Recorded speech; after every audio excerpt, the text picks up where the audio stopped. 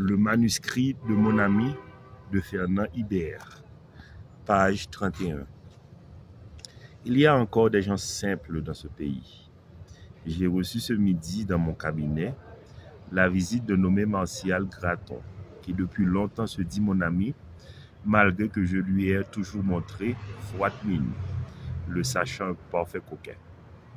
J'adopte pour ce mot la définition qu'en a donnée la Bruyère. Un coquin est celui à qui les choses les plus honteuses ne coûtent rien à dire ou à faire. Yannick Lahens, Faille, récit, page 28. J'aime particulièrement le ciel des tropiques en cette saison. Étoiles à profusion, beauté donnée, offerte sans effort, sans rien en retour que ce pur plaisir.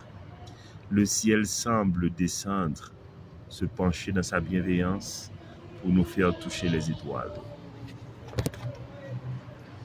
La poétique de la relation, Poétique 3 de Édouard Glissant.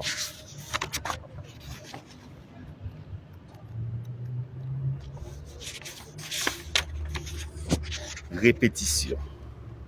Ce flux de convergence qui se publie sous la forme du lieu commun.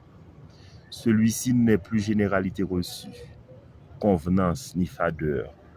Il n'est plus évidence trompeuse, abusant le sens commun, mais acharnement et ressassement de ces rencontres. Tout alentour, l'idée se relaie. Quand vous éveillez un constat, une certitude, un espoir, il s'efforce déjà quelque part ailleurs sous une autre espèce.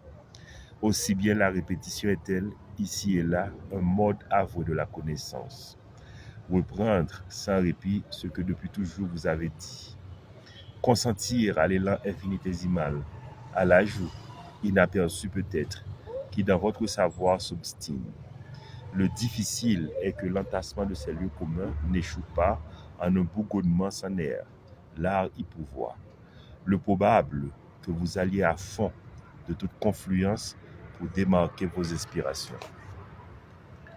Et finalement, discours sur le colonialisme de Aimé Césaire.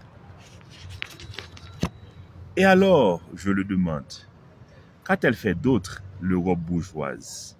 Elle a sapé les civilisations, détruit les patries, ruiné les nationalités, extirpé la racine de diversité. Plus de digues, plus de boulevards. L'heure est arrivée du barbare moderne, l'heure américaine. Violence, démesure, gaspillage, mercantilisme, bluff, grégarisme, la bêtise, la vulgarité, le désordre.